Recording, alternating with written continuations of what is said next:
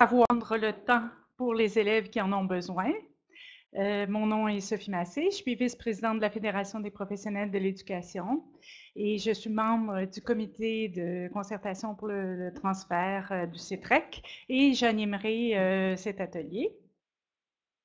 Alors, vous savez que cet atelier est web diffusé, donc comme on vient de nous le dire, toutes les interventions ou les prises de parole devront se faire au micro. Alors, c'est pourquoi les membres de l'équipe défileront là, un peu à tour de rôle là, pour la présentation. Alors, sans plus tarder, je vous présente les conférencières et conférenciers qui vous présenteront ce projet. Il s'agit d'abord de l'équipe de l'école, des membres de l'équipe Notre-Dame de Lévis, de la commission scolaire des navigateurs. Alors, 2 enseignantes du 3e cycle, mesdames Claudia Breton et Sophie Gagnon. Le directeur de l'école, M. Pelletier, et 2 professeurs du secteur des sciences de l'éducation, qui sont toutes les deux de l'UQAR. Isabelle Baudouin, professeure-chercheur en didactique du français et adaptation scolaire, et Pauline Beaupré, professeure en adaptation scolaire et sociale. Donc, les membres de l'équipe vont vous présenter le projet. Ils ont prévu, comme je disais, de s'échanger la parole. La présentation va être d'une durée d'environ 45 minutes. On a réservé une période de 10 à 15 minutes pour les questions et commentaires. Alors, sans plus tarder, je vais leur laisser la parole. Alors, bonjour. C'est toujours un peu énervant, tout ça. On ne prend jamais l'habitude. Alors, c'est tout un honneur pour nous aujourd'hui de vous présenter bien humblement, cependant, notre projet, le projet Savoir. Je suis en compagnie aujourd'hui d'une partie de l'équipe, puisque derrière le projet Savoir se cache, en fait non, il ne se cache pas, mais il y a quand même une dizaine, entre 10 à 15 personnes qui y travaillent. Un projet qui porte sur l'inclusion scolaire, un sujet qui est très d'actualité, on va le voir un petit peu tout à l'heure, et un projet en fait pour lequel nous avons pris du temps pour les élèves qui en demandent plus pour apprendre. Alors, afin de mettre en contexte un petit peu l'intention d'écoute, je vais vous inviter à lire un avertissement.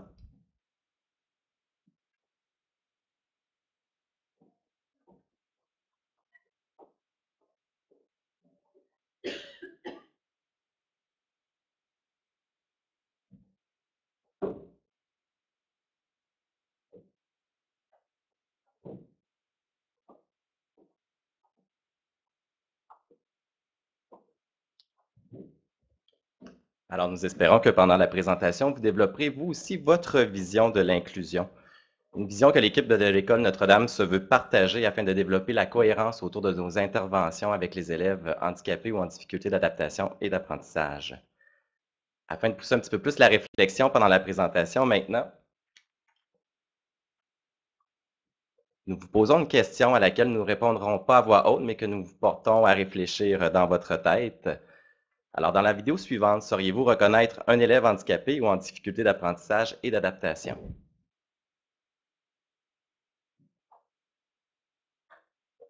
Les responsables du projet Savoir de l'école Notre-Dame. L'objectif de l'équipe du projet Savoir était d'augmenter le rendement scolaire, favoriser le sentiment de bien-être, l'attachement au milieu et la motivation à apprendre au sein de l'école Notre-Dame. Savoir constitue un projet de développement pédagogique et professionnel.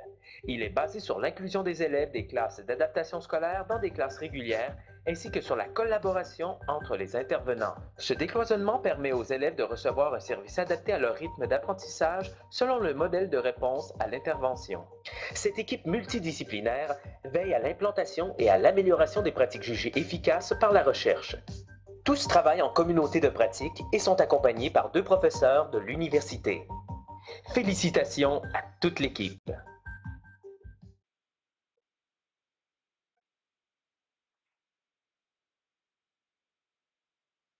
Comme je le mentionnais tout à l'heure, le sujet de l'inclusion ou encore les élèves en difficulté d'apprentissage et d'adaptation font sujet de beaucoup d'articles dans les journaux ou encore de reportages à la télévision, mais nul besoin d'aller dans les médias sociaux ou encore en ouvrant la télé ou à la radio On n'a qu'à fréquenter nos établissements scolaires du Québec pour entendre parfois certains élèves entre eux passer des commentaires ou encore même parfois les parents et malheureusement parfois les membres du personnel.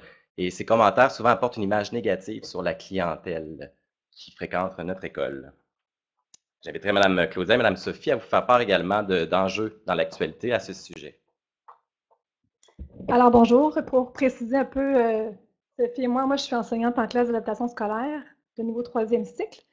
Et Mme Sophie, c'est ma collègue de 6e année, qui est également 3e cycle. Donc, vous allez un peu plus comprendre le contexte dans lequel s'inscrit le projet Savoir.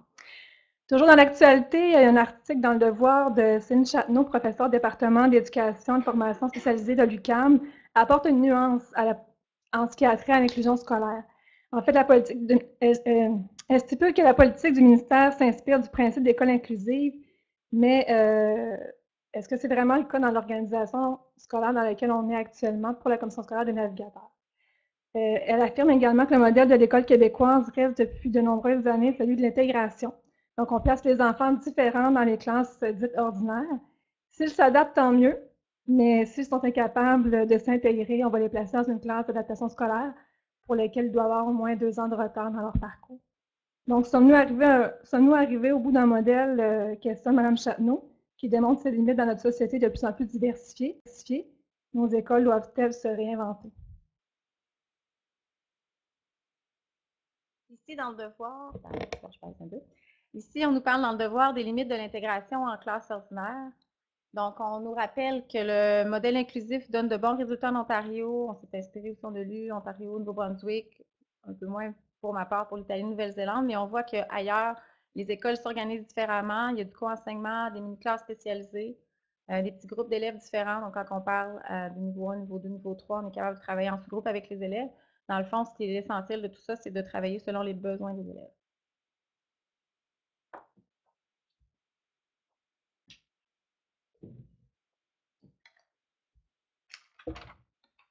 Oui, alors toujours dans l'actualité, dernièrement, il y avait des annonces du ministre de l'Éducation, M. Roberge, qui voulait multiplier ou encore ouvrir davantage de classes spécialisées. Ça a ouvert des débats de société, bien sûr. Certains se sont positionnés pour, d'autres contre, et là, c'est la guerre des arguments. Pour nous, au niveau du projet Savoir, c'est arrivé en plein dans le moment où on se demandait, est-ce qu'on est dans la bonne voie? Est-ce qu'on avance? Est-ce qu'on continue d'avancer? Ou faisons-nous un retour en arrière en laissant nos élèves dans la classe DGA, difficultés graves d'apprentissage entre eux? En fait, on en est venu à la conclusion que nous étions en train peut-être de suivre le conseil de l'avis du Conseil supérieur de l'éducation et nous étions en train de raffiner un peu le modèle inclusif à notre école. Monsieur Royer, qui est ici présent aujourd'hui, bonjour, soulevait dernièrement 3 constats alarmants sur nos écoles et l'un d'entre eux est venu nous chercher personnellement, puisqu'on parle ici de la diplomation ou encore de l'abandon scolaire des élèves ayant différentes problématiques. Et ce retour en arrière est inconcevable ou encore la classe ordinaire devrait être privilégiée en 2019. C'est un peu le modèle en soi qu'on essaie de produire à l'École Notre-Dame en essayant d'enlever les iniquités entre nos élèves. On se demande pourquoi peut-être savoir. Alors, c'est 6 lettres de 6 mots qui veulent tout dire pour nous. En premier lieu, il y a la socialisation. Donc, vous allez le voir un petit peu pendant la présentation. La socialisation, le sentiment d'appartenance, tout aussi important et même plus pour ces élèves en difficulté. L'adaptation, donc on parle souvent de l'adaptation scolaire pour les élèves en difficulté, alors que l'adaptation scolaire devrait être vue pour tous nos élèves, puisqu'il y a des élèves qui performent, qui ont besoin d'adaptation. La valorisation, le projet Savoir se base avant tout sur la valeur humaine des individus que nous avons dans nos écoles et non pas sur leur performance académique ou scolaire. L'organisation, puisque l'organisation scolaire devrait peut-être être revue selon nous, nous devons réorganiser également nos services et organiser nos écoles différemment. L'inclusion, le cœur du projet bien sûr, et la réussite qui est un peu le but ultime pour tous nos élèves. Je laisse maintenant la parole à Mme Sophie et Claudia qui vous feront un bref historique des 3 dernières années du projet. Alors, la réflexion a commencé à l'année scolaire 2016-2017 où ma classe, qu'on surnommait la classe DGA pour difficultés graves d'apprentissage, est arrivée à l'École Notre-Dame. À mon arrivée, en fait, M. David est arrivé par le fait même également, et on a constaté au niveau des plans d'intervention, tant pour mes élèves que pour les élèves du régulier, parce que dans les classes dites régulières, il y a des élèves également en difficulté d'adaptation, d'apprentissage et de comportement. Les objectifs qui étaient ciblés n'étaient pas nécessairement atteints. Donc, on se questionnait à savoir la pertinence des plans d'intervention, les orientations qu'on prenait, et ça nous a amené à se questionner sur l'organisation de notre milieu.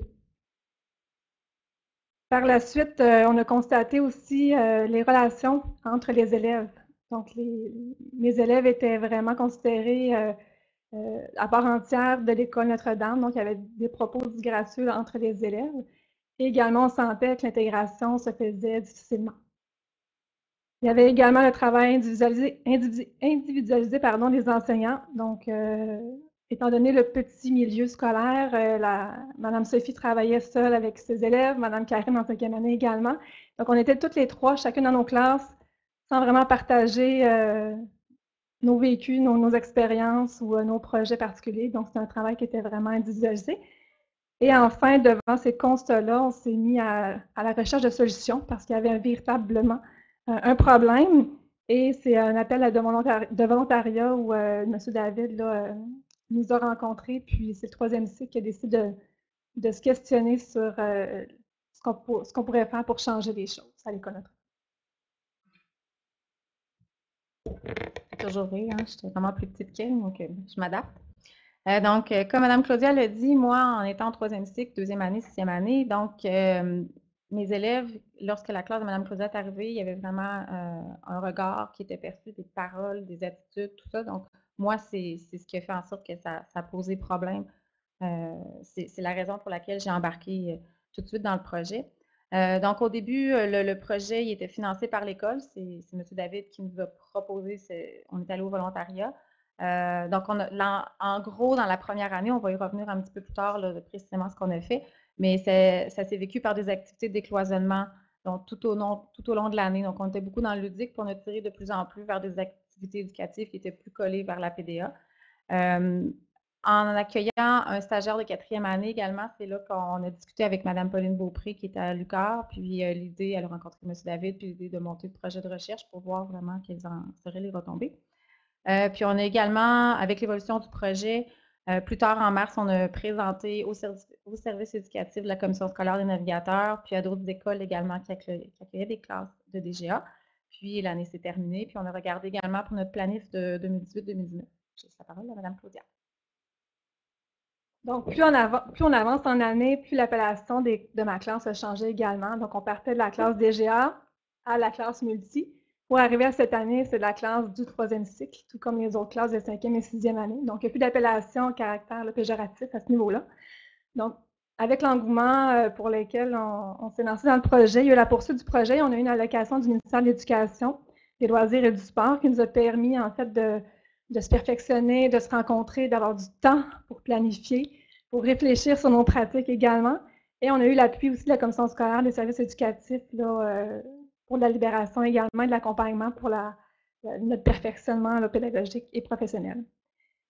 Il y a eu également la poursuite du projet de recherche avec l'UQAR, avec lesquels on s'est questionné sur certaines orientations, en fait, sur la motivation scolaire des jeunes, sur leur sentiment aussi de compétences en lecture, entre autres.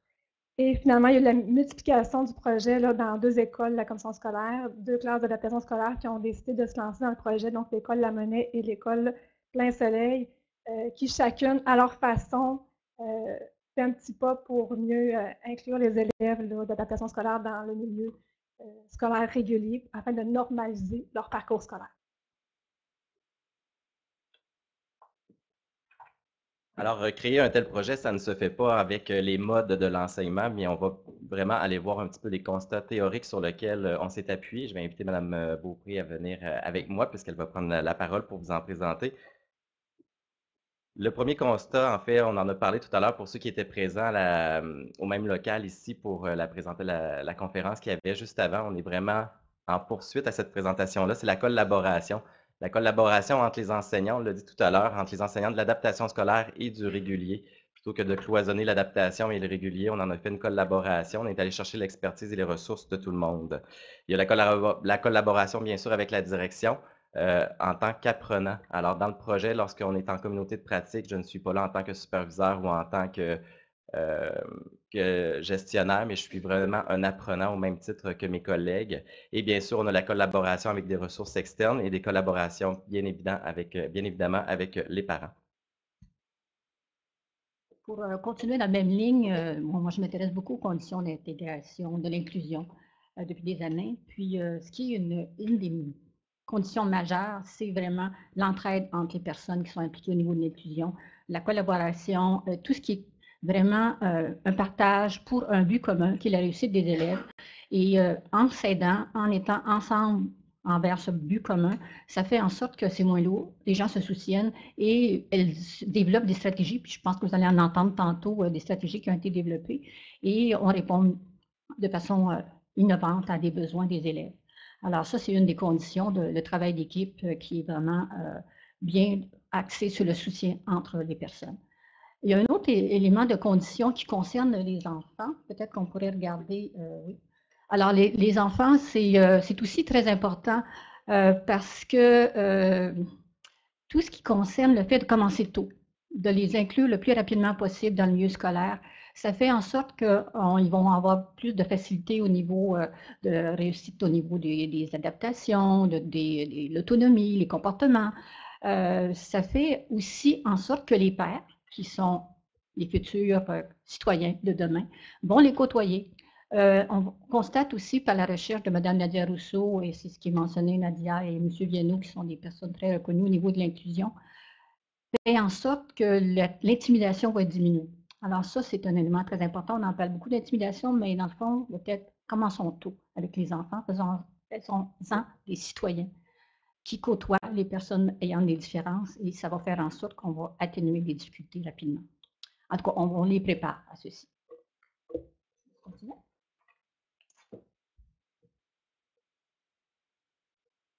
Un autre constat théorique qu'on est allé vérifier, en fait, on se posait la question, le fait de regrouper nos élèves en difficulté grave d'apprentissage ensemble, est-ce que ça avait un effet positif sur leur réussite, étant donné qu'au niveau des plans d'intervention, on arrivait très peu à atteindre les objectifs qu'on se fixait?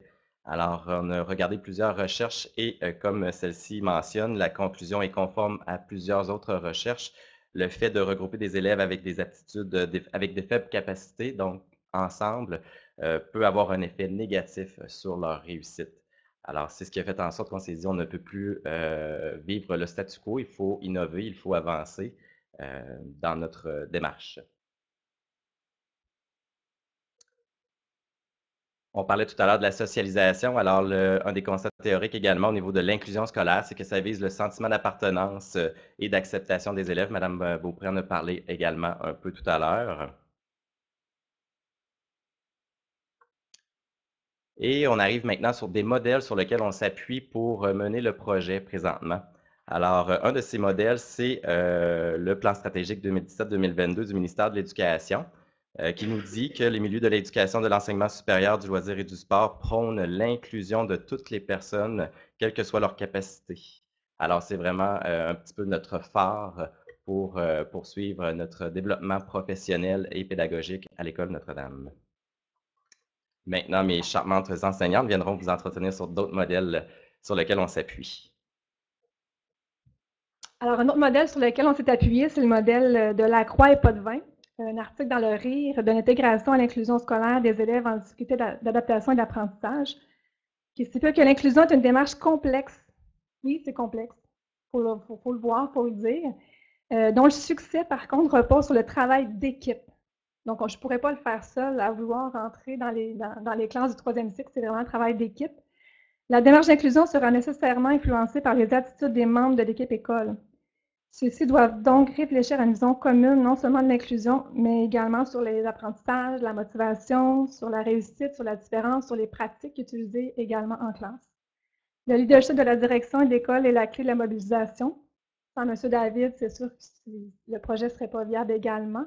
Du moins, il pourrait l'être, mais sur de plus longues années, plus difficilement, mais par la libération, par le support, par l'appui, ça nous permet d'avancer très rapidement dans notre démarche d'inclusion des élèves. Et enfin, il faut être ouvert au changement et présenter de bonnes capacités d'adaptation, c'est la clé de la réussite. J'ai le plaisir de vous présenter le sketch note gracieuseté de M. David. C'est lui le directeur créatif. J'aimerais me déplacer pour pouvoir les pointer, mais si vous regardez le cercle de gauche, ici on voit bien ce qu'était la classe de Mme Claudia à notre arrivée et ce qu'on retrouve aussi dans certaines écoles. Donc une classe de DGA, donc d'élèves en difficulté, d'HDA, qui sont dans une école, mais qui sont vraiment restreints à leur classe, il n'y a pas d'inclusion. Puis nous, on tend vraiment, on est rendu vraiment au modèle où les élèves ils sont vraiment inclus dans les groupes. Oui, ils ont leur classe d'attachement, mais ils vont vraiment pouvoir circuler, vivre des activités dans les autres classes du troisième cycle. Donc, on parle d'intégration sociale. On va le voir dans quelques instants, là, comment le projet a évolué, mais on était beaucoup en intégration, en inclusion sociale dès le départ. Là, on est vraiment dans le physique, puis on tend à travailler vraiment pour y aller dans une pédagogie plus, dans une inclusion pédagogique également. Tout ça pour favoriser la normalisation optimale de l'expérience scolaire. Ça ne peut pas avoir lieu sans des ressources, donc des ressources humaines, des ressources pédagogiques. Donc, on a lu beaucoup, on s'est collé sur la recherche, sur les recherches. Également, on a des ressources physiques. Donc, on est en train, là, on est en travail encore, mais on est en train de repenser aussi les locaux pour l'an prochain. Comment on va faire pour que ce soit plus facilitant la circulation de tous les élèves du troisième cycle. Puis, on a besoin également de ressources administratives, donc bon leadership, puis favoriser également parfois la libération. Donc, je vous laisse avec Mme Claudia pour le reste. Alors, quelques défis pédagogiques, bien sûr. Donc, c'est sûr qu'on avait repensé à nos styles d'apprentissage coopératif, tant avec les élèves qu'avec les membres du personnel. Une pédagogie de coopération, hein, c'est une des compétences du 21e siècle. Le travail d'équipe, autant de par les élèves que par les membres de l'équipe. Repenser nos centres d'apprentissage qui répondent aux besoins de tous les élèves, autant les élèves plus faibles que les élèves forts également. Et les garçons. Je pourrais faire une petite parenthèse pour les garçons qui répondent aussi.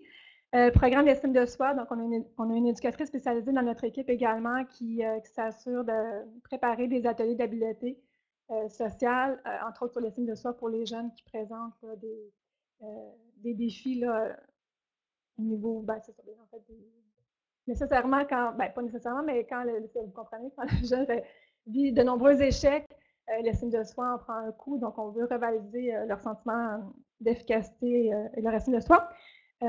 L'enseignement explicite, autant des apprentissages que des comportements. À l'École Notre-Dame, on a un style de gestion positif des comportements et des pratiques collaboratives. Donc, tous ces défis-là, on les prend un petit bouchée à la fois, mais on est accompagné, on a des COP, tout ça dans un seul but, l'innovation, l'excellence et le changement.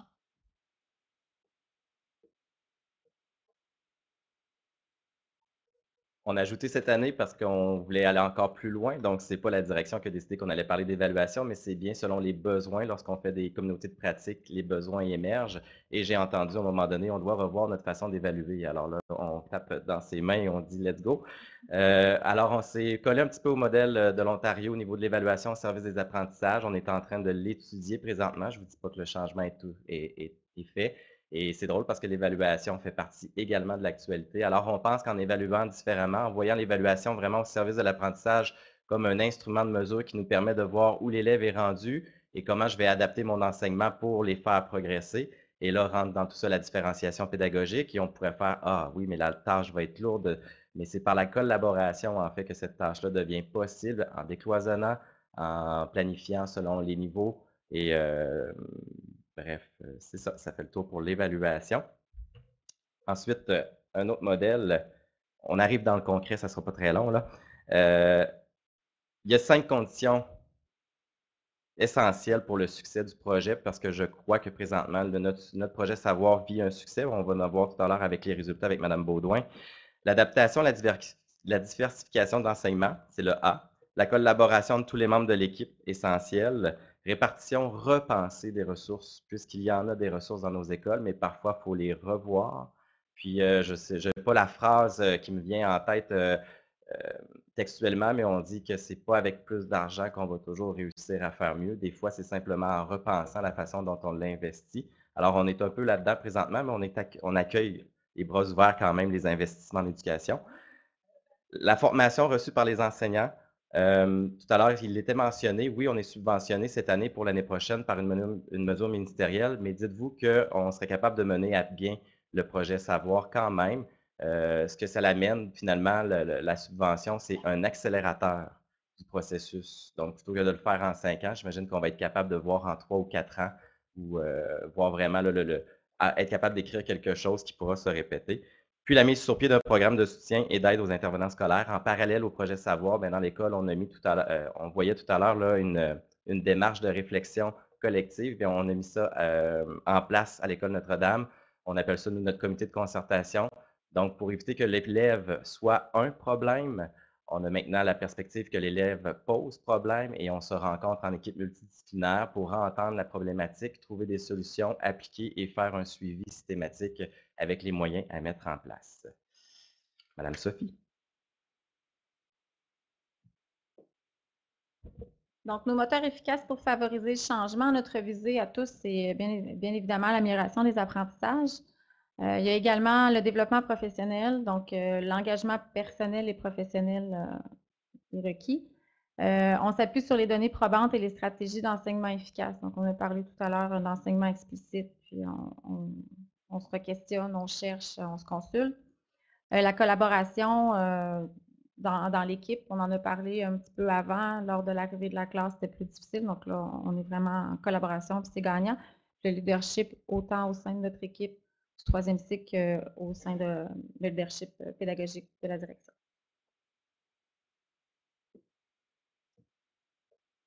Alors, je termine, on parlait du leadership de la direction. Oui, il y a un leadership, mais il y a toute une vision derrière tout ça qui est essentielle d'articuler dans son milieu.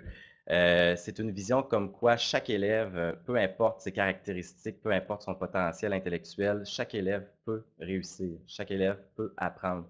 Et depuis mon arrivée à l'école Notre-Dame, on tapisse, c'est le cas de le dire, on met ces phrases-là sur nos murs. On croit au potentiel de chacun des élèves puisque la recherche également place un des facteurs de protection pour la réussite, c'est que l'élève croit tout d'abord en lui pour réussir et c'est l'image que nous voulons projeter aux enfants. Alors, on s'est inspiré un petit peu de M. Bissonnette qui dit que la réussite égale les efforts fois les stratégies. Nous sommes responsables des stratégies et nous plaçons l'élève responsable de ses efforts en valorisant bien sûr les bons comportements au niveau des apprentissages. Vous êtes peut-être curieux de savoir concrètement qu'est-ce qui se passe à l'école, alors mes 2 enseignantes pourront vous en parler dans les prochaines minutes. Il y a tant de choses qui peuvent être dites, là, on pourrait prendre l'heure juste pour... non, OK. Mais concrètement, l'an 1, donc quand on a commencé, la première année que Mme Claudia est arrivée à l'école, on le dit, on le rappelle, là, chacun de notre côté. Mais lorsqu'on a vu la problématique, qu'on a décidé justement de tendre vers l'inclusion scolaire, on a commencé simplement par l'appellation. Donc, il n'y a plus de classe DGA, très péjoratif à mon humble opinion. Puis de 6e année, puis de 5e année, on y va vraiment pour le 3e cycle. Donc, on y va, on est une gang. Je suis la classe de Mme Sophie, classe de Mme Karine, classe de Mme Claudia. Donc, on enlève l'étiquette. Dès le début de l'année également, je vous ai parlé tout à l'heure que les élèves, la cohorte que j'avais la première année, il y a eu une difficulté d'intégration, il y a eu l'intimidation, du rejet, tout ça. Donc, dès le début, on a voulu commencer avec un gros wow, donc on était avec des activités qui favorisaient la motivation, l'inclusion et tout ça. Donc, on a vraiment été dans du ludique, des belles activités coup de cœur pour embarquer nos élèves, aller chercher leur cœur. Cette année-là également, il y avait une période de décloisonnement dans les spécialités. Donc, il y avait une spécialité sur les 3 exemples en anglais où les élèves étaient décloisonnés, puis il y a des projets qui étaient montés, même en interdisciplinarité. Donc, même les spécialistes sont suivis dans le projet. On a parlé, la première année, on était beaucoup dans le ludique pour aller chercher la motivation, l'intérêt des jeunes. Puis plus on s'est rencontrés en COP, puis on s'est rendu compte que oui, OK, sauf que là, on était en extra-scolaire. Donc là, on s'est replacé dans nos COP, puis on est allé vraiment, on s'est recollé à la PDA. Puis les élèves, de toute façon, nous suivaient. Là. Il y avait le goût d'embarquer et tout ça. Donc, on attend vraiment vers des activités éducatives, toujours en décloisonnement. À raison, pour la première année, d'un décloisonnement environ d'une journée par cycle. D'une période, pardon, par cycle. Il y avait des blocs d'activités selon des thématiques. Donc, on a commencé l'année avec notre rentrée scolaire. Donc, on a tourné autour de ça. On avait plusieurs intervenants. Il y avait les enseignants, il y avait la TES également qui dans la classe de Mme Claudia. Puis on avait des stagiaires également qui se sont joints à nous. On était capable de travailler avec des sous-groupes d'élèves. Donc ensuite, durant l'année, il y a eu des thématiques sur l'Halloween, sur le thème de la collaboration, Noël, les Olympiques, la robotique. Et chaque intervenant avait une activité où tous les élèves vivaient toutes ces activités-là, toujours en décloisonnement. Donc, planification dans l'équipe 6, qu'on n'avait pas avant. Donc, la classe de Mme Claudia était inclue. Développement pédagogique et professionnel constant. Donc, on a vécu beaucoup de COP où on s'est vraiment ressourcé, on a lu, on est allé avec les données probantes en éducation et tout ça. Puis on a nommé nos problématiques, puis on a cherché à pallier à tout ça. Puis, comme je disais tout à l'heure, plus l'année avançait, plus on s'est collé sur la PDA pour créer ces activités-là. Et ça nous a amené à la toute fin de l'année à se pencher sur la planification de l'année 2018-2019. Donc, nous sommes à l'an 2. Alors, nous sommes toujours le groupe du 3e cycle. Cette année, ce qui est différent, c'est que mon groupe est décloisonné avec un groupe de 5e année. Donc, ensemble, avec 2 enseignants en éducation physique, les jeunes sont mixés. On poursuit les blocs d'activités selon les thématiques motivantes et stimulantes pour les élèves, afin de les accrocher, mais cette fois-ci, on va vraiment se relier à la PDA pour aller chercher le caractère éducatif et tendre vers l'évaluation, parce qu'on l'a dit, on ne voulait pas non plus faire du extrascolaire, on voulait l'intégrer dans nos pratiques quotidiennes.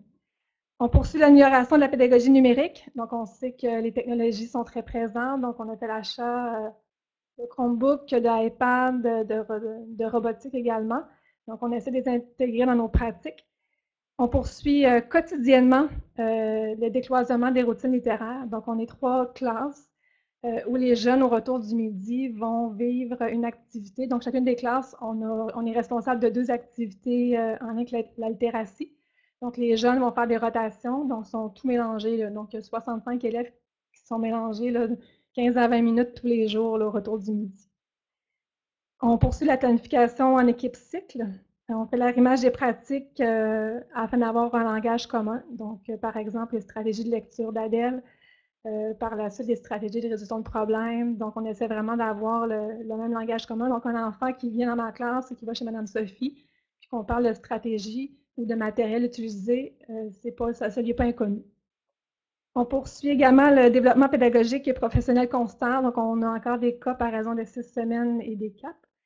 Il y a du co-enseignement. Donc, cette année, je co-enseigne avec mon collègue en 5e année en sciences. Donc, on est 2 enseignants pour les 2 groupes ensemble. Donc, c'est vraiment une nouvelle pratique pour nous cette année. Et ça se passe très bien. Et les jeunes sont vraiment enchantés par cette pratique-là parce qu'ils peuvent rencontrer d'autres intervenants avec qui ils peuvent développer des relations également. Et finalement, on est en train de replanifier notre année 2019-2020. Donc, c'est vraiment les matières où on décloisonne, où c'est plus facile pour nous de décloisonner, c'est le français, sciences, univers social, éthique. Là où est notre défi pour l'année prochaine, c'est pour le français mathématique. Donc, on cherche à savoir comment bien s'arrimer pour aller chercher, pour répondre aux besoins des élèves, là, autant ceux qui ont des besoins particuliers que des élèves très forts. Donc, on est vraiment dans cette réflexion-ci là, à cette étape-ci de l'année. Merci beaucoup, mesdames. Alors, on va aller maintenant du côté des retombées, parce que c'était important pour nous de voir un petit peu qu'est-ce que ça donnait notre projet. C'est beau faire quelque chose, mais il faut savoir également analyser les retombées et voir si les moyens mis en place donnent les résultats escomptés. Et je vais laisser cette partie à Mme Baudouin, puisque c'est elle avec Mme Beaupré qui était responsable un petit peu de ce volet dans notre projet. Étant donné que c'était au départ une première année exploratoire, on voulait quand même vérifier si le projet en tant que tel aurait des effets sur nos élèves. Donc, pour chacun des élèves de nos 3 groupes, et dont on avait le consentement des parents, ainsi qu'on s'est trouvé aussi des groupes dans une autre école où ne vivaient pas le même projet, pour voir si nos activités pouvaient avoir un effet sur le rendement des enfants au niveau de différentes variables. Donc, on avait choisi d'évaluer le sentiment d'efficacité personnelle, la motivation scolaire et les habiletés sociales. Malheureusement, en cours de route, on a perdu des élèves du côté de notre groupe qu'on appelle notre groupe contrôle, où il n'y avait pas le projet. Ce qui fait qu'à la fin de l'année, on n'avait pas beaucoup des gros, on appelle ça le nombre de sujets, ou le nombre de participants n'était pas très élevé. Donc, on a dû faire plus des analyses non paramétriques. Les résultats ne sont pas généralisables là, à grande échelle, mais on a quand même des idées de ce qui pouvait, parmi les variables qu'on avait évaluées, qui pouvaient avoir un effet. Donc, au niveau des habiletés sociales, on s'est rendu compte que nos élèves de 5e année de la classe régulière de Mme Karine, qui n'est pas ici aujourd'hui, avaient démontré à la fin du projet un score plus élevé que les élèves du groupe qui n'avaient pas eu le projet. Donc, peut-être qu'au niveau des habiletés sociales, notre projet pouvait avoir contribué à changer des choses. On avait aussi vérifié, mais parmi les autres, ça prendrait plus de groupes pour avoir être vraiment certain des effets que peut avoir notre projet. Mais dans les prochaines années, si on réussit à avoir plusieurs écoles, plusieurs participants, on pourra peut-être faire des analyses à plus grande échelle et avoir vraiment des résultats là, significatifs à présenter. Mais on s'était quand même intéressé, c'est ce que vous voyez ici, là, à aller chercher le point de vue des élèves sur le projet, donc sur leur implication dans le projet, et on a aussi vérifié auprès de leurs parents. Donc, les graphiques que vous voyez là sont tous, excusez, il faut que je reste proche du micro, sont tous répartis de la même façon. Donc, vous avez la classe multi, c'est la classe d'adaptation scolaire, la classe de 5e année et la classe de 6e année. Donc, on leur a demandé au départ est-ce qu'ils avaient apprécié le projet, puis vous voyez là, d'après les graphiques, que la majorité des enfants d'adaptation scolaire et de la 5e année ont apprécié le projet, puis voulaient que le projet soit repris l'année suivante, alors qu'on n'a pas le même engouement pour les élèves de 6e année. Puis tout à l'heure, dans les présentations les diapos précédentes, on a parlé de l'importance d'intervenir tôt. Donc, ça laisse un peu présager un peu cette idée-là que nos élèves de 6e année étaient peut-être avaient déjà leur routine, leur façon d'apprivoiser les autres, alors qu'en intervenant plus rapidement avec nos élèves de 5e année, on a vu l'engouement vraiment beaucoup plus présent que ce qu'on a vu avec nos élèves de 6e année. Et à la fin de l'année, cette année, qui est la 2e année, j'ai hâte de voir là, nos élèves de 6e année qui étaient en 5e l'an dernier, qui sont avec Mme Sophie cette année. Je suis pas mal certaine que leur intérêt pour le projet va être beaucoup plus élevé que ceux de nos 6e de l'an dernier. Donc ça, je voulais vous attirer votre attention là-dessus.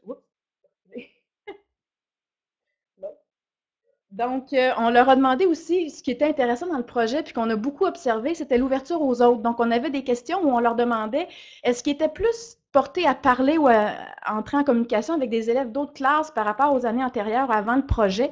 Et on s'est aperçu que pour plus que la moitié de nos élèves, c'était effectivement le cas. Ils ont eu l'occasion de parler avec des gens avec qui ils n'avaient jamais parlé ou qui n'avaient jamais ressenti le besoin de parler.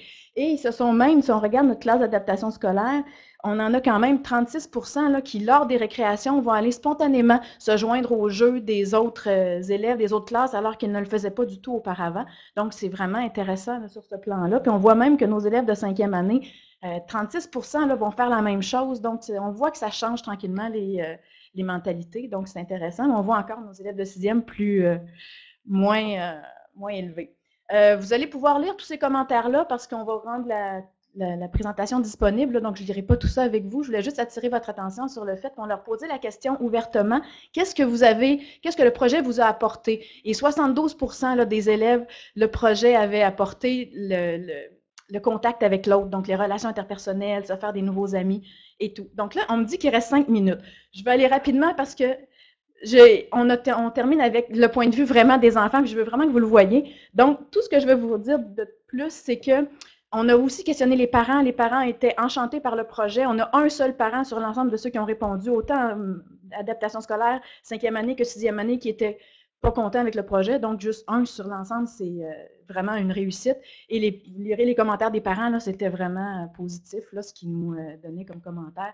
Notamment un que je voulais vous partager avec vous, où on nous disait, les enfants, on leur enseigne des stratégies qu'ils vont utiliser plus tard dans leur vie. Donc, ils vont avoir à travailler avec des gens qui ont différentes forces, qui ont différentes cultures, différentes façons d'apprivoiser le monde. Donc, on leur donne vraiment des bonnes stratégies à travailler en équipe.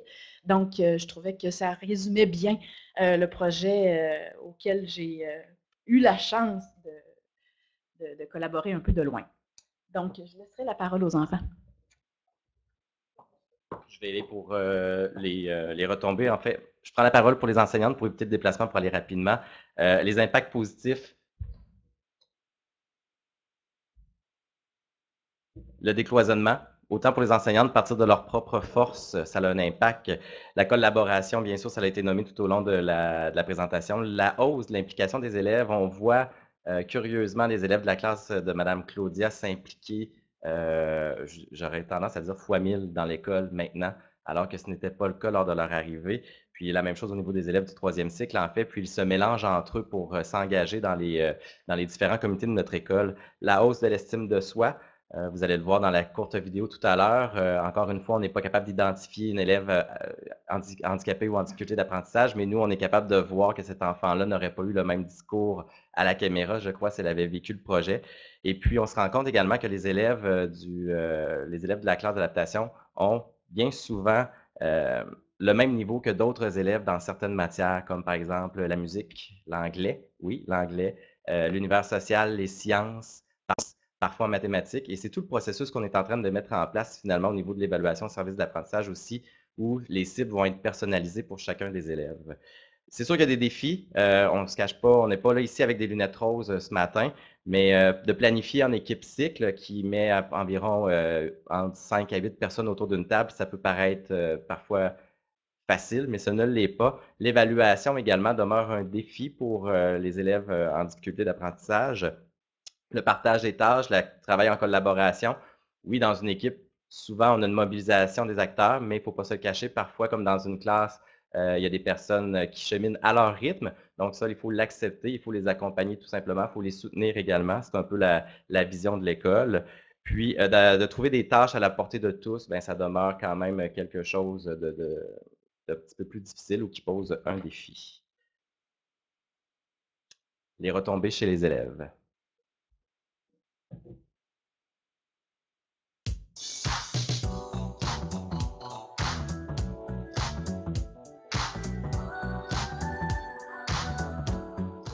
Projet sert à se lier avec les autres. Un projet quand même cool. Un projet pour s'amuser, faire des activités. Ça fait en sorte qu'on se fait des nouveaux amis, on peut rencontrer d'autres personnes. Le projet savoir pour moi, c'est varier des connaissances. Est-ce que tu connais d'autres personnes que tes amis et que tu sois avec d'autres gens? Et puis, tout en s'amusant et en apprenant. Par exemple, on n'est pas toujours avec les personnes de sa classe. On a comme plusieurs sous-groupes. Ça apprend en général les mathématiques, la lecture, puis le français. Mais c'est que tu apprends en t'amusant. Fait que dans le fond, c'est plus facile, tu le retiens plus facilement. Aussi, quand on peut se rencontrer d'autres profs, parce qu'au secondaire, je change tout le temps de professeur. Des fois, c'est quand même cool, là, les activités. J'apprécie qu'on a des cours et qu'on rencontre plusieurs personnes. Quand tu parles aux plus vieux, ils peuvent te dire des affaires que tu connais pas. Quand tu parles aux plus jeunes, tu peux en apprendre à eux. Tu apprends avec les autres qui ont autant de difficultés que toi des fois. Au début de l'année passée, j'avais pas vraiment beaucoup d'autres amis que dans mon cycle. Puis des fois, c'est drôle de rire avec les autres personnes que tu connais plus ou moins. Le breakout. J'ai beaucoup aimé faire les breakouts. Et le projet breakout? C'est que il faut que tu fasses comme un escape game. Avec les autres, il faut que tu trouves plein d'indices pour déjouer les cadenas, puis à la fin, tu as des stickers. J'ai beaucoup aimé l'année passée le Bubble Contact. Puis en plus, on devait jouer au soccer, donc c'était l'enfer. Et la plupart du temps, les gens avaient toute la tête à l'envers. Parce qu'en fait, on était dans des grosses bulles, puis on se fonçait dedans. On a aussi fait une manifestation pour le droit des enfants. Il y en a un que j'ai vraiment beaucoup aimé, c'est que tu crées un film sur eMovie, que genre, t'es jumelé avec la personne que tu veux, puis tu crées un film au choix que tu veux. L'improvisation. Ou sinon, on allait dans le Vieux-Québec pour faire... pour aller visiter le musée. Il y en a qui sont compétitifs, il y en a qui sont agréables, il y en a d'autres qui sont gentils, il y en a d'autres qui sont timides, mais qui sont moins timides avec le projet Savoir. Ils sont gentils, puis ils sont amicaux. Moi, je trouvais que j'avais beaucoup de difficultés à l'école, et j'ai découvert qu'il y en a qui avaient beaucoup plus de difficultés que moi. Ça m'a permis de les aider un petit peu, et ça m'a permis de faire de nouveaux amis aussi. Il y en a plusieurs qui ont des difficultés. Moi, j'ai pas trop de difficultés à l'école, donc je peux les aider. Et aussi, il y en a d'autres qui sont meilleurs que moi dans d'autres affaires aussi peuvent m'aider. Il ne faut pas se fier aux apparences des autres. Il faut vraiment se fier à comment ils sont. Il ne faut pas juger les gens non plus. Que je suis capable de réussir à fondre un projet savoir. J'ai appris que j'étais pareil bonne pour aider les autres et que j'étais capable de faire beaucoup rire. Ça a été positif dans mon apprentissage. On est peut-être différents, mais on a des choses en commun. Avant ça, j'ai jugé d'apparence, puis maintenant, j'ai juste selon leur caractère.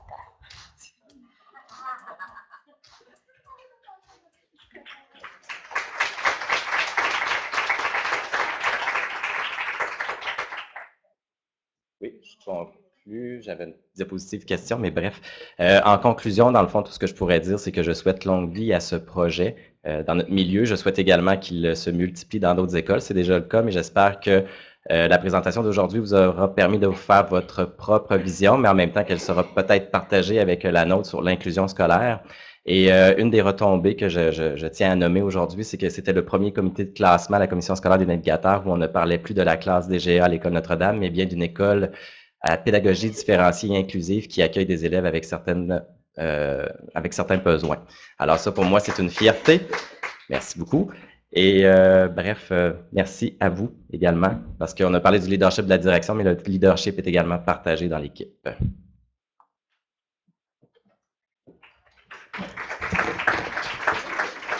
Nous avons une dizaine de minutes pour des questions. Alors, je suis sûre qu'il y a plusieurs personnes qui aimeraient... Est-ce que vous seriez d'accord qu'on fait 2 ou 3 questions? Oui. D'accord. Alors, si vous permettez, je vais accueillir tout de suite 2 ou 3 questions, une à la suite de l'autre, et on va laisser l'équipe, parce que parfois, il y a des liens à faire entre les différentes questions. Alors, allez-y, madame, puis tout de suite après, on... Allez-y.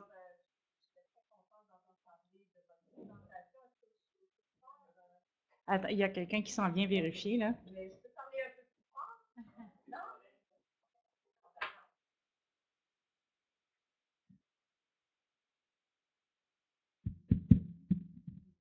Alors, je disais que j'ai adoré votre présentation. Je suis une directrice d'école qui a essayé de mettre en place, qui a débuté un décloisonnement dans une école secondaire où il y avait des projets particuliers. Je peux vous dire qu'on a rencontré beaucoup de résistance et mais quand même une équipe école. Là, je vois une équipe école qui travaille ensemble peut faire de grandes choses. Mais il en demeure pas moins que la résistance, elle existe et on ne peut pas faire fi de ça. Et j'ai eu à travailler très fort avec mon conseil d'établissement et des parents à l'intérieur du conseil d'établissement qui croyaient beaucoup au projet particulier en termes d'élitisme. Vous comprendrez un petit peu vous n'avez pas beaucoup parlé de vos parents, comment vous avez réussi à les inclure à votre projet, parce qu'il y a quand même cette résistance de dire qu'un enfant performant va être ralenti dans ses apprentissages. Et je peux vous dire que même à l'intérieur, notre personnel aussi, il y a cette croyance que les élèves seraient ralentis par l'inclusion. En tout cas, ça, cette partie-là, elle demeure qu'elle existe. Et je sais qu'il n'y a pas nécessairement de données pour prouver. Là, j'ai eu, la satisfaction des enfants, mais des données pour prouver que l'enfant qui performe à l'école va encore plus performer ou ça va être un plus pour lui. C'est ces arguments-là qui demeurent importants à partager pour enlever la résistance. Mais félicitations. Je crois beaucoup dans le projet d'une équipe école qui se soutient et qui va chercher la recherche justement pour s'appuyer. Félicitations.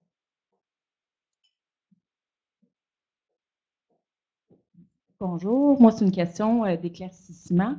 Les élèves qui sont en adaptation scolaire ont l'impression qu'ils font du 3e cycle puisqu'ils ont 2 ans de retard, sont au moins en 4e année et moins. C'est le truc que je n'avais pas saisi au départ. Et l'élève qui termine son primaire a l'impression qu'il s'en va en secondaire 1 régulier après, parce que nous, c'est la perception de nos élèves qui arrivent de l'adaptation scolaire quand ils arrivent au secondaire. Ils ont terminé leur 6e année, donc ils sont rendus en secondaire 1, mais non, malheureusement, tu fais tes niveaux 3e année. Donc, je me demandais juste comment ça se vivait au niveau de la 6e année modifiée, comment c'est perçu au niveau du bulletin et tout ça, puis le parent, comment il voit ça, puis l'enfant. Alors, les dernières années, on a vraiment une orientation comme commission scolaire pour les classes d'adaptation scolaire où on ne parlait plus de niveau scolaire et de cycle. Donc, il y a eu ce temps-là où on pataugeait, on avait notre jargon entre enseignants et entre enseignants de direction pour cibler l'enfant dans son parcours scolaire, mais on a eu cette zone tampon-là. Mais on a constaté que l'enfant, de refaire toujours sa 3e année en univers social, bien, à un moment donné, est-ce qu'on peut l'amener vers d'autres connaissances, d'autres compétences, lui faire découvrir d'autres notions. Donc, on s'est questionné s'il est en difficulté en univers social, par exemple, pour la 3e année, il sera possiblement tout autant pour l'univers social de 5e année, 6e année. Alors, pourquoi pas sortir du contenu et aller voir ailleurs et lui faire découvrir de nouvelles notions? Donc, c'est ce qu'on a fait cette année. Pour toutes les matières, autres que le français, mathématiques, on s'est ouvert aux compétences visées pour son groupe d'âge. Donc, on est allé vers des notions de 5e année, 6e année, mais toujours adaptées et modifiées. Donc, l'accompagnement est offert également et quand il s'en va au secondaire, en fait, l'orientation des classes de CPC au secondaire, c'est vraiment de prendre le contenu de leur niveau d'âge et de faire des adaptations et modifications là, pour amener l'élève à découvrir de nouvelles choses. Mais pour l'instant, en français et mathématiques, c'est sûr que des notions sont encore de niveau 2e cycle, mais ça n'empêche pas de revoir, d'utiliser des textes de 6e année et de les accompagner parce que bon, ces textes-là nous apportent d'autres contenus, d'autres styles d'écriture également. Donc, on jauge là, dans le 2e, 3e cycle pour le français et les mathématiques, mais pour toutes les autres matières scolaires, on réussit à faire du 3e cycle. Et pour plusieurs d'entre eux, ils sont en très grande réussite. Là. Et qu'on enlève même des adaptations et des modifications. Là. Un exemple d'univers social, par exemple, j'ai des élèves qui sont en très grande réussite, aucune modification à la tâche, avec les supports techno, réussit là, encore plus que des élèves de 6e année, par exemple. Si je peux souligner. Je voulais juste répondre à la dame de tout à l'heure. Là, je comprends votre crainte. Quand on a commencé à parler du projet Savoir, moi, je l'ai toujours mentionné dans nos COP que mon rôle, c'était, je m'excuse pour le terme, mais j'étais toujours un peu le chien de garde là, des élèves finissants, là, des 6e année. Je voulais toujours m'assurer que le niveau qu'on allait suivre la PDA, je ne voulais pas retarder mes élèves, je ne voulais pas leur nuire, je voulais continuer de pousser nos élèves. Donc, on le voit vraiment comme on a des élèves de niveau 1, de niveau 2 et de niveau 3, si on suit la RAI, la pyramide. Donc, ça fait en sorte que mes élèves forts, on en a vu certains qui se sont exprimés, ça me permet d'aider. Dans ma classe, si je suis seule avec mes élèves, de toute façon, j'ai des élèves de niveau 1, de niveau 2, de niveau 3. Donc là, quand on est en inclusion avec les élèves de Mme Claudia, ben, on poursuit un peu sur la même route. Puis même au-delà de ça, on peut avoir du soutien, soit Mme Claudia ou sa TES qui peut venir en classe. Donc, c'est de la manière qu'on le vit, de la manière qu'on le travaille, c'est positif. Mais je comprends cette crainte-là, c'était une de mes craintes au départ. On a eu une question en web diffusion qui va un petit peu avec le commentaire de la première dame qui s'est présentée au micro par rapport à un tel projet au secondaire. On nous demande comment on envisage du côté de la recherche ou encore comment on envisage ce passage-là au secondaire. Je peux répondre, je ne prends pas la place de Mme Baudouin, mais Mme Beaupré, mais présentement, on est au niveau commission scolaire. Donc, c'est certain que nous, on essaie de faire en sorte que nos élèves qui auront vécu ce projet-là au primaire à l'école Notre-Dame, qui vont continuer leur cheminement particulier au secondaire, qui puissent s'y retrouver également un peu. Donc, on en est là présentement. C'est une étape à la fois. Hein, on mange un éléphant, une bouchée à la fois, comme on dit. Je crois que le secondaire, effectivement, il y a des défis différents qu'au primaire, mais à chaque défi avec une mentalité de croissance en se disant on peut faire mieux, on peut avancer, on va prendre une petite bouchée à la fois, on ne s'arrête pas aux obstacles. Bien, je crois qu'il y aura un changement qui pourra s'opérer également. Pour faire du pouce sur les parents, mais c'est certain aussi qu'on a informé les parents. Hein, devant la désinformation, c'est certain qu'on peut avoir des jugements ou des idées préconçues sur la clientèle. Je ne vous cache pas que j'avais reçu par dizaines des lettres de parents qui disaient que depuis qu'on avait fait rentrer ces classes-là dans notre école, nous étions maintenant une école médiocre. Donc oui, ça faisait partie de la réalité. Et alors, je me suis dit, ben, c'est simplement parce qu'ils ne sont pas informés. Alors, on a rencontré les parents, on a parlé aux parents, on a informé les parents du conseil d'établissement sur ce qu'était une clientèle des classes avec difficulté d'apprentissage. Et depuis ce temps-là, on a un accueil très favorable. On a même entendu l'autre jour dans notre conseil d'établissement qu'il y aurait de la place pour d'autres types de classes comme ça dans notre milieu. Puis, en effet, on est très ouvert. Pour mobiliser une équipe, moi, tout ce que je pourrais dire, en fait, évitons le top-down, évitons les lignes directrices puis le copier-coller.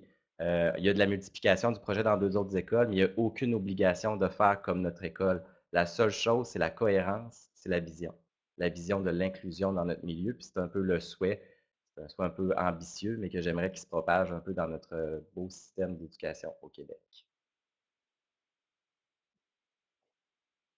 On aurait le temps pour une dernière question ou un dernier commentaire.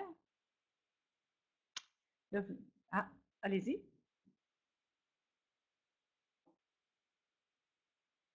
Cher étudiant enseignant depuis 31 ans.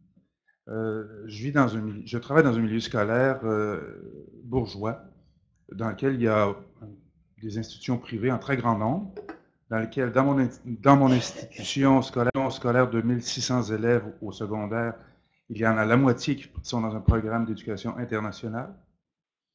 Je vis aussi dans une école où il y a beaucoup d'élèves qui viennent de la francisation, une école où il y a à peu près 33% issus de l'immigration. Et j'entends ce que vous me dites, et puis vous parlez de résistance dans votre milieu. Ce sera davantage un commentaire, si vous me permettez. Mais je trouve ça formidable, votre initiative. Et j'aimerais que dans un milieu bourgeois, on puisse avoir la même sensibilité. C'est un commentaire, je me tais. Merci.